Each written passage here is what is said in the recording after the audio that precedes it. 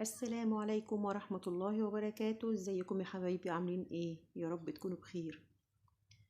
هنعمل مع بعض ان شاء الله النهاردة النوتيلا في البيت بطريقة جميلة جدا وسهلة ومتوفرة في كل بيت. انا جربتها بكذا طريقة علشان تطلع قريبة من الجاهزة اللي بنشتريها لحد ما وصلت للطريقة دي.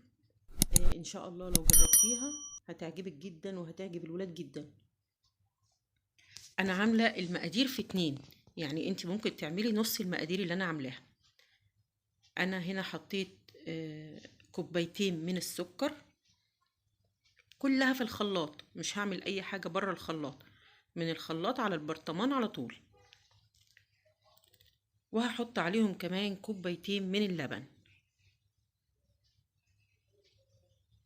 مقاديرها بسيطه جدا، وانت اللي عاملاها في البيت بايديكي، يعني متاكده منها، وهتعجب الولاد جدا جدا، وهتسعفك في الوقت اللي انت بتحضري فيه الغدا والولاد جعانين جايين من المدرسة او بيلعبوا جايين من التمرين، جعانين، ساندوتش وخلاص على بال ما انت تجهزي الغدا براحتك.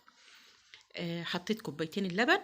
كل كوباية لبن وكوباية سكر بحط لها 4 معالق مليانة من الكاكاو الخام، ويا ريت لو هتجيبي يبقى من عطار ثقة انتي واثقة فيه وفي الحاجة اللي بيجيبها. كاكاو خام ويكون غامق، ده افضل انواع الكاكاو. هتطلع معاكي باذن الله في منتهى الجمال. هنا انا بنزل عليها بسرسوب صغير خالص من الزيت، طبعا زيت ذرة، لحد ما هتبدأ تتماسك معايا وتتقل زي ما انتي هتشوفي بالظبط دلوقتي. بصي انا بوريكي هنا ان انا بنزل من الازازة على طول، مش حاطة مقدار معين، يبقى انت بتحطي لحد ما تربط معاكي والقوام بتاعها يبقى متماسك. بصي بدأت تتقل ازاي.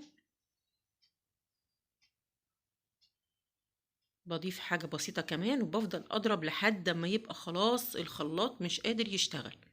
كده النوتيلا بقت جاهزة معايا، سهلة وسريعة وفي منتهى الجمال. والله الولاد عندي الكبار والصغيرين بيحبوها جدا، بيعشقوها. فياريت تجربيها وتقوليلي في الكومنتات ايه رأيك فيها، وان شاء الله هتنول رضاكم بإذن الله. لو عجبكم الفيديو ما تنسونيش بالاشتراك في القناة وتفعيل زر الجرس علشان بإذن الله يوصلكم كل جديد. حط لايك حلو للفيديو عشان ينتشر ونقدر نستمر ونقدم لكم كل جديد. بس خلاص خلصت النوتيلا. شايفة القوام ده كده؟ لسه ما حطيتهاش في التلاجة. لما بتتحط كمان في التلاجة السمك بتاعها بيتقل اكتر من كده. كده بعد ما طلعتها زي ما انت شايفة كده، بص الشكل والقوام في منتهى الجمال. بس خلاص، شكرا لكم والسلام عليكم ورحمة الله وبركاته.